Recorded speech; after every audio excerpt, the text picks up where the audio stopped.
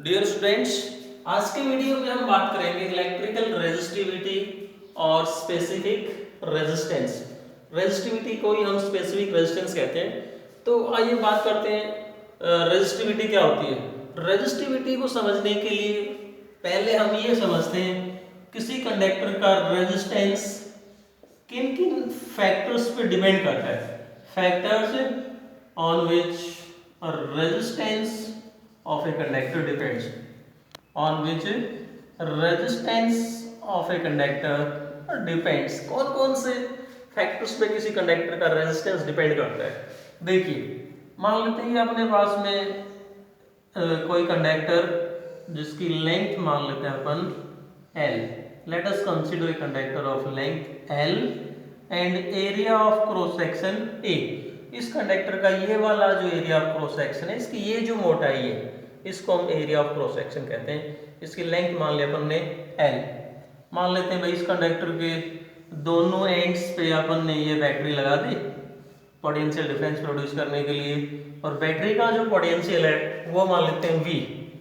अब करंट के अंदर जो करंट फ्लो करेगा उसको मेजर करने के लिए ये अपन ने लगा दिया यहाँ पर ammeter. This A stands for ammeter and यहाँ पर लगा देते हैं की। तो अब हम यदि जैसे ही की को स्विच ऑन करेंगे क्या होगा, कंडक्टर के अंदर करंट फ्लो करेगा। सो मान लेते हैं कि ये जो एमीटर जो रीडिंग शो करता है वो मान लेता हूं मैं I। यदि यहाँ से हम करंट की डायरेक्शन को दिखाएं तो direction of current is from positive to negative. So using V is equal to IR, we can say that resistance of this conductor is V upon I। ये आ जाएगा इस कंडक्टर का रेजिस्टेंस V upon I। अब यदि हम ये जो conductor है इससे दुगुनी लेंथ का सेम मटेरियल का कंडक्टर लेते हैं, जैसे मान लो ये कंडक्टर कॉपर का था तो हम दूसरा कंडक्टर लेते हैं कॉपर का, जिसकी जो लेंथ तो कितनी रखनी है हमें 2L, लेंथ को डबल करना है और जो इसका एरिया ऑफ क्रॉस सेक्शन है वो सेम रखना है। मतलब अपन ने क्या किया, इसकी ये जो मोटाई है जो एरिया ऑफ क्रॉस सेक्शन है उसको सेम, सिर्फ इसकी लेंथ को डबल कर दिया और सेम बैटरी, मतलब इस कंडक्टर को इससे रिप्लेस कर दिया तो पोटेंशियल सेम रह गया V। अब यहाँ से इस एमीटर से यदि हम करंट को मेजर करेंगे तो हमें ये मिलता है कि नया जो करंट आएगा I1, यहाँ से जो करंट की वैल्यू वो I1 मान लेता हूँ, तो यहाँ से हमें क्या मिलेगा, I1 इज I/2। इस केस में करंट कितना था I। अब जो करंट आया वो इसका आधा हो जाता है। तो यदि हम इस कंडक्टर का रेजिस्टेंस निकाल लें R1 is equal to V upon, यहाँ पर हमने करंट को क्या नाम दे रखा था I1। So R1 is equal to V upon I1 is equal to I/2, और ये कहते हैं कि R1 इज इक्वल टू 2 को ऊपर ले आता हूं मैं तो twice of V upon I, और V अपॉन I है R के बराबर। So we can say that R1 is equal to twice of R।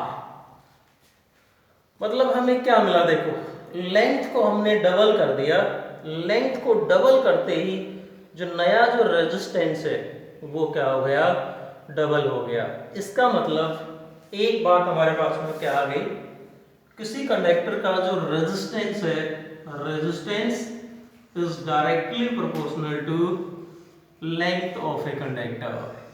यहां से आप समझ गए होंगे कि जैसे ही अपन ने इसकी लेंथ को डबल किया रेजिस्टेंस डबल आ गया। इसका मतलब resistance is directly proportional to length. देखो अब इसके पीछे रीजन क्या हो सकता है कि with increase in length resistance of a conductor increases. तो हमने पिछले वीडियोज में पढ़ा था कि what is the cause of resistance.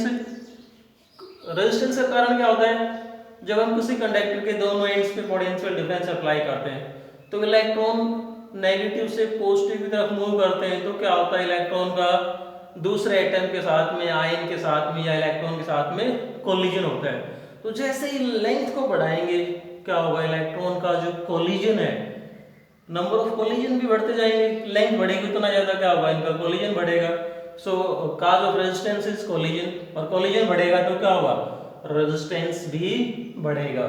So resistance of a conductor increases with increase in length.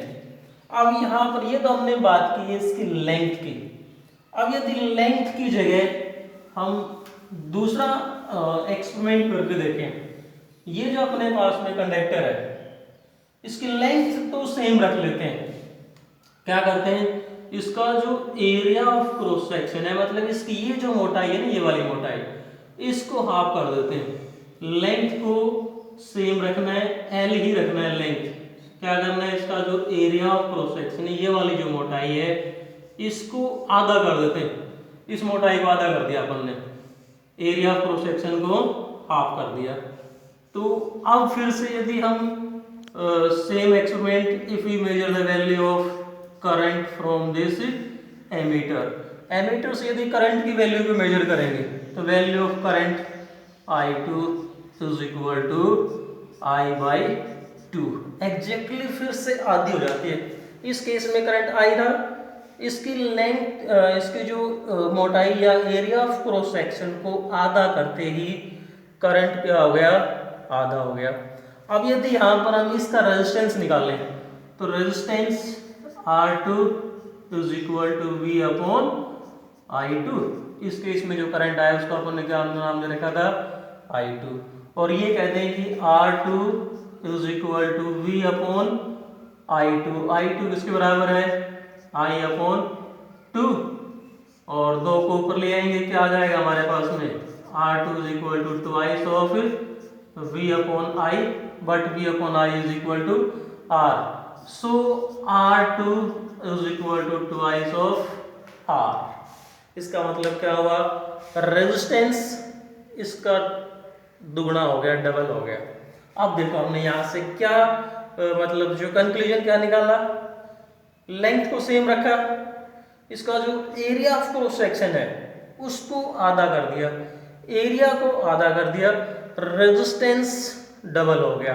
इसका मतलब क्या होगा, दूसरा जो हमारे पास में फैक्टर आ गया वो क्या आ गया, resistance is inversely proportional to area of cross section. Clear है, क्योंकि हम यहाँ से देखो एरिया ऑफ क्रॉस सेक्शन को आधा कर रहे हैं, रेजिस्टेंस क्या हो गया, डबल हो गया।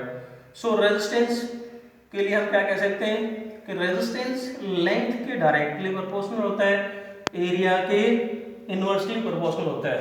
तीसरा जो फैक्टर है, थर्ड फैक्टर यदि हम बात करते हैं तो कंडक्टर का जो रेजिस्टेंस है it also depends on nature of material. देखो पहला फैक्टर क्या है, लेंथ, दूसरा एरिया ऑफ क्रॉस सेक्शन, और तीसरा जो फैक्टर है जिस पे किसी कंडक्टर का रेजिस्टेंस डिपेंड करता है वो है nature of material. Nature of material and temperature of the conductor. Nature of material and temperature of the conductor, इन तीन बातों पे किसी कंडक्टर का रेजिस्टेंस डिपेंड करता है। देखो नेचर ऑफ मटेरियल पे कैसे डिपेंड करता है, ये हमने पहले भी पढ़ा था, मैं दोबारा बता रहा हूँ आपको कि नेचर ऑफ मटेरियल का मतलब क्या होता है कि हर कंडक्टर के अंदर एटम का जो अरेंजमेंट होता है, डिफरेंट कंडक्टर्स या डिफरेंट मेटल्स है डिफरेंट अरेंजमेंट ऑफ एटम। तो जब इलेक्ट्रॉन मूव करना शुरू करते हैं तो अलग अलग कंडक्टर के अंदर क्या होगा, इलेक्ट्रॉन का जो कोलिजन होगा वो डिफरेंट तरीके से होगा। हर कंडक्टर में इलेक्ट्रॉन का कोलिजन अलग अलग तरीके से होता है, इसलिए रेजिस्टेंस भी क्या होगा, अलग अलग होगा। और क्या है, टेम्परेचर। टेम्परेचर का जो इफेक्ट है, टेम्परेचर भी रेजिस्टेंस पे इफेक्ट डालता है। इसको हम नेक्स्ट वीडियो में डिटेल में पढ़ेंगे कि effect of temperature on resistance. तो ये हमारे पास यहाँ से हम इन तीनों को कंबाइन कर दें तो हमारे पास में क्या आएगा, देखो we can say that resistance of a conductor is directly proportional to length and inversely proportional to area, दोनों को कंबाइन कर दिया और we can say that R is equal to rho L by A. ये जो symbol है, ये जो लेटर है, इसको हम कहते हैं rho, RHO rho. This rho is known as specific resistance और resistivity of the conductor. This row is known as specific resistance और resistivity of the conductor. यहाँ पर आपने जो लगाया है वो क्या लगाया है, रो। इस प्रोपोर्शनलिटी को रिमूव किया, उसकी जगह क्या आ गया, constant of proportionality rho, and this rho is known as specific resistance और resistivity of the conductor.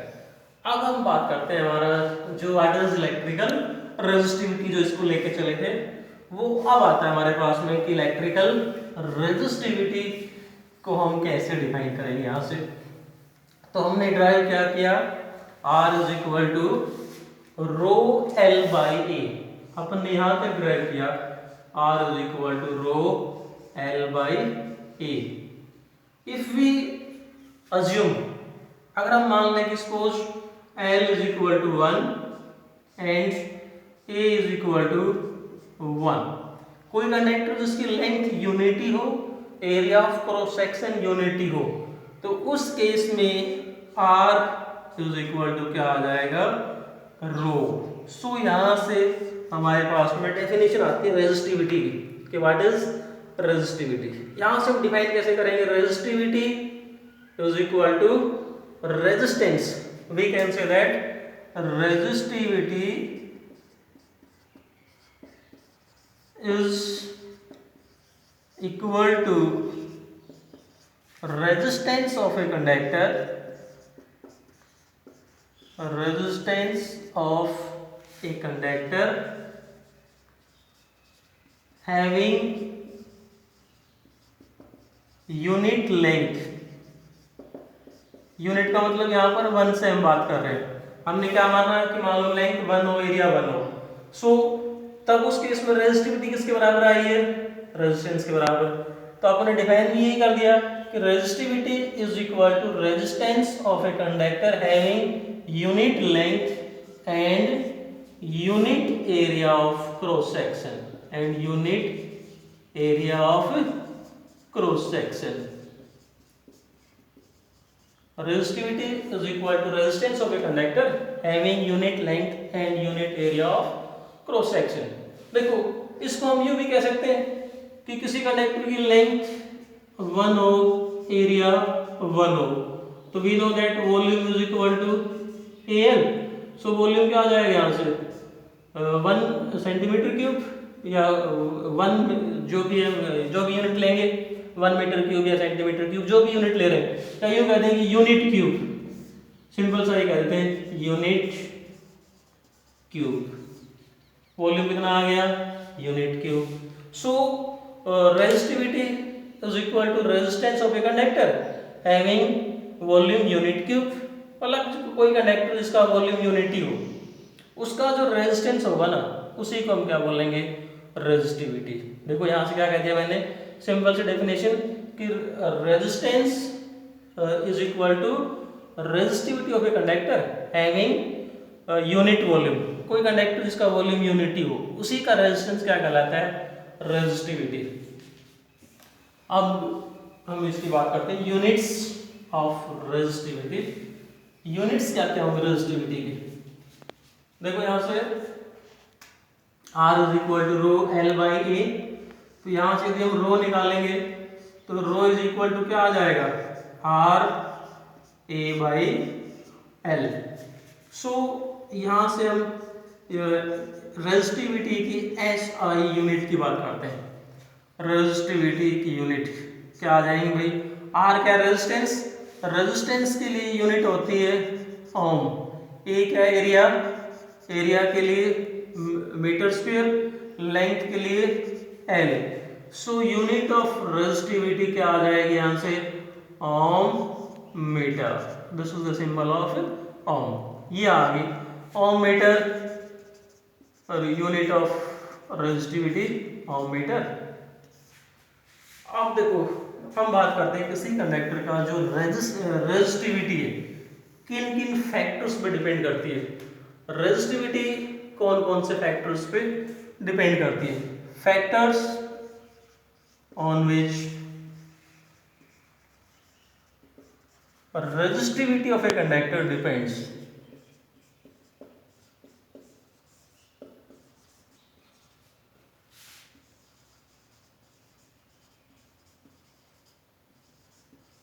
factors on which resistivity of a conductor depends। कौन कौन से फैक्टर हैं जिन पे किसी कंडक्टर की रेजिस्टिविटी डिपेंड करती है?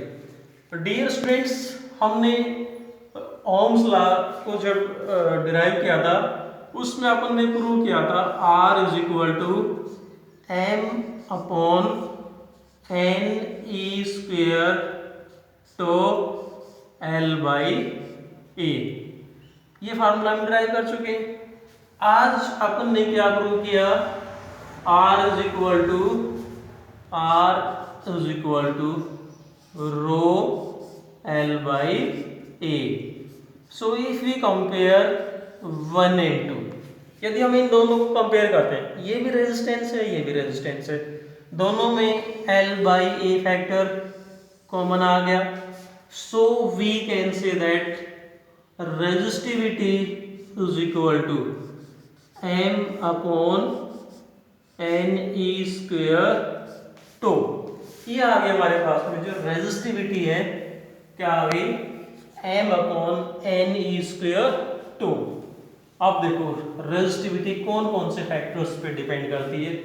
Resistivity rho is equal to M upon N E square tau. M upon N E square tau. इस फार्मूले में एम क्या? Mass of electron which is constant. दूसरी जो बात हम दूसरा क्या बचा? एन। देखो एम तो कांस्टेंट हो गया। So number 1, resistivity depends on number density of electron. पहला जो फैक्टर क्या आ गया? Number density of electron. और नंबर डेंसिटी का मतलब क्या होता है? Number of electrons per unit volume for a conductor. किसी भी कंडक्टर के लिए n number density, that is number of electrons per unit volume, and this n is different for different conductor. जो नंबर डेंसिटी होती है ये different होती है, it is different for different conductors.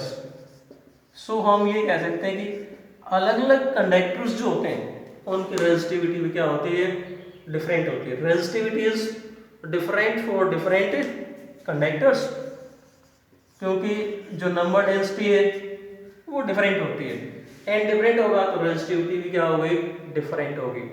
अब तीसरा फैक्टर बचा ई। ई क्या है? Charge on electron which is constant. अगला क्या बचा? 2। 2 क्या है यहाँ पर? Average relaxation time. हम इसको भी पिछले वाले वीडियोस में डिफाइन कर चुके हैं, एवरेज रिलैक्सेशन टाइम। और ये जो एवरेज रिलैक्सेशन टाइम है इट डिपेंड्स ऑन टेम्परेचर। ये डिपेंड करता है टेम्परेचर पे। It depends on temperature. देखो टेम्परेचर पे कैसे डिपेंड करता है? मान लो अपने पास में ये कोई पीस ऑफ मेटल, जब इसके दोनों एंड्स पे अपन पोटेंशियल डिफरेंस अप्लाई करते हैं तो क्या होता है? Electron move with drift velocity, और क्या होता है? इनका कोलिजन होता है। तो जैसे ही हम इस कंडक्टर के टेम्परेचर को बढ़ाते हैं तो उस केस में क्या होगा? इलेक्ट्रॉन की जो काइनेटिक एनर्जी है, ये इलेक्ट्रॉन जो यहाँ से यहाँ तक मूव करता है, इनकी काइनेटिक एनर्जी बढ़ जाएगी। काइनेटिक एनर्जी बढ़ेगी तो दो सक्सेसिव कोलिजन के बीच का जो टाइम है, जिसको हम रिलैक्सेशन टाइम कहते हैं, वो क्या हो जाएगा? कम हो जाएगा, क्योंकि इलेक्ट्रॉन की काइनेटिक एनर्जी बढ़ेगी तो कोलिजन फास्ट हो जाएगा। कोलिजन फास्ट होगा तो इनके बीच का जो टाइम है वो क्या हो जाएगा? डिक्रीज हो जाएगा। So tau decreases with increase in temperature. तो इफेक्ट ऑफ टेम्परेचर क्या हुआ कि with increase in temperature tau decrease होगा। टो डिक्रीज होगा तो रेजिस्टिविटी क्या होगी? इंक्रीज होगी। सो ये कहते हैं कि टो का यहाँ पर जो सेकंड फैक्टर वो टो है, average relaxation time which depends on temperature. Average relaxation time it depends on temperature,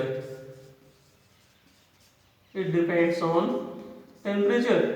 So we can say that so with increase in temperature, so with increase in temperature जो tau है, tau क्या होगा, decrease. So resistivity increases. So resistivity of conductors, यहां ध्यान देना conductors की बात कर रहा हूं। So resistivity of conductors increases with increase in temperature. तो ये था हमारे पास में रेजिस्टेंस और रेजिस्टिविटी। अब डियर स्टूडेंट्स देखो, हम यहां से हम रिजल्ट निकालते हैं कि किसी कंडक्टर का जो रेजिस्टेंस है, रेजिस्टेंस किन किन बातों पर डिपेंड करता है। Resistance R is equal to rho L by A. किसी भी कंडक्टर की लेंथ को जब हम बढ़ाएंगे तो रेजिस्टेंस इंक्रीज होता है, क्योंकि लेंथ को बढ़ाने से क्या होगा, इलेक्ट्रॉन्स के लिए जो कोलिजन है वो भी बढ़ते जाते हैं। दूसरा क्या था, A is area of cross section. किसी कंडक्टर के एरिया को जितना कम कर देंगे ना, तो क्या होता है, इलेक्ट्रॉन को उतनी ही ज़्यादा डिफिकल्टी होती है उस कम एरिया में से पास होने के लिए। तो जितना मतलब इलेक्ट्रॉन के लिए डिफिकल्टी होगी उतना ही क्या होगा, रेजिस्टेंस ज़्यादा होगा। दो बातें होगी। तीसरा क्या था, नेचर ऑफ मटेरियल। अलग अलग कंडक्टर का रेजिस्टेंस अलग अलग होता है। अब देखो यहाँ से हमने ये जो टर्म डिफाइन की थी रेजिस्टिविटी, ये हमने क्या पाया, ये डिपेंड करती है किस बात पे, number density of electron and it depends on nature of material. So यहां से हमारे पास में काफी इंपॉर्टेंट रिजल्ट निकल के आता है। क्या रिजल्ट निकल के आता है, हम यूं समझ सकते हैं इसको कि resistance is property of dimensions, या यूं करें resistance depends on dimensions of a conductor, dimensions of a conductor, while resistivity is property of nature of material, while resistivity is property of nature of material। देखो इसको मैं explain करता हूँ कि हमने क्या लिखा, कि कोई कंडक्टर है, उस कंडक्टर की हम लेंथ को बढ़ाएंगे, रेजिस्टेंस बढ़ेगा, एरिया को चेंज करते हैं, रेजिस्टेंस चेंज होगा। लेकिन जो रेजिस्टिविटी है, रेजिस्टिविटी का कंडक्टर की लेंथ से, उसके एरिया से कोई रिलेशन नहीं है। रेजिस्टिविटी कब चेंज होगी, जब कंडक्टर के मटेरियल को चेंज करेंगे। फॉर एग्जांपल जैसे मान लो हमारे पास में ये कोई कंडक्टर है, इसकी लेंथ L और area of cross section A। अब अगर हमारे से ये पूछा जाए कि इस कंडक्टर को हम खींच कर डबल कर दें, तो what will be the effect on resistance and resistivity. तो पहले मैं रेजिस्टिविटी की बात करता हूं। इस कंडक्टर को हम कितना ही छोटा कर दें, कितना ही बड़ा कर दें, जब तक इसके मटेरियल को चेंज नहीं करेंगे। जैसे मान लो ये कंडक्टर कॉपर का है, तो इसके अंदर और कोई मेटल जब तक मिक्स नहीं करेंगे तब तक इसकी रेजिस्टिविटी पे कोई फर्क नहीं पड़ेगा। इसको कितना ही टुकड़ों में काट के छोटा कर लो, खींच के इसको कितना ही बड़ा कर लो, there will be no effect on resistivity. तो ये बात यहाँ से क्लियर हो जानी चाहिए कि रेजिस्टिविटी डायमेंशंस पे डिपेंड नहीं करती है, रेजिस्टिविटी डिपेंड करती है नेचर ऑफ मटेरियल पे। और इस पे काफी इंपॉर्टेंट क्वेश्चन आते हैं डियर स्टूडेंट्स। कई बार ये पूछा जाता है कि if a length of a conductor is doubled, या लेंथ को हाफ कर दें, what will be the effect on resistivity. So हमारे पास में सीधा आंसर क्या होगा, there will be no effect on resistivity. Resistance पे इफेक्ट पड़ता है। रेजिस्टेंस पे इफेक्ट हम कैसे निकाल सकते हैं? We know that resistance R is equal to rho L by A। जैसे मान लो मैं एग्जांपल लेता हूँ यहाँ पर कि यदि इस कंडक्टर की लेंथ को हम खींच कर डबल कर दें तो इसके रेजिस्टेंस पे क्या इफेक्ट होगा। अब इस कंडक्टर को हम खींच के डबल करेंगे तो क्या होगा, जो इसकी जो लेंथ है वो तो क्या हो जाएगी, डबल लेंथ होगी 12, लेकिन जिस अनुपात में इसको हम स्ट्रेच करेंगे उसी अनुपात में क्या होगा, इसका जो एरिया है वो क्या हो जाएगा, आधा। तो लेंथ को डबल करते एरिया क्या हो गया, आधा। सो रेजिस्टेंस क्या आ जाएगा नया, यहाँ पर resistance R is equal to rho, resistivity same रहेगी, लेंथ हो गई 12, एरिया कितना हो गया, आधा। सो नया रेजिस्टेंस क्या आ जाएगा, R इज इक्वल टू, इस दो को ऊपर ले आता हूँ, 2 गुणा 2 कितना हो गया, 4 L बाई A। सो नया जो रेजिस्टेंस हो जाएगा वो ओरिजिनल का 4 टाइम हो गया। देखो लेंथ को डबल करते ही लेंथ डबल हुई, एरिया आधा हो गया, तो रेजिस्टेंस कितना बढ़ गया, 4 गुना। लेकिन रेजिस्टिविटी है वो सेम रहेगी, कितना भी छोटा कर दो कितना भी बड़ा कर दो। सो डियर स्टूडेंट्स, ये था हमारे पास में टॉपिक इलेक्ट्रिकल रेजिस्टिविटी एंड और स्पेसिफिक रेजिस्टेंस। नेक्स्ट टॉपिक हम लेंगे इफेक्ट ऑफ टेम्परेचर, उसकी बात करेंगे अगले वीडियो में। तब तक आप देखते रहिए। Thanks and keep on watching.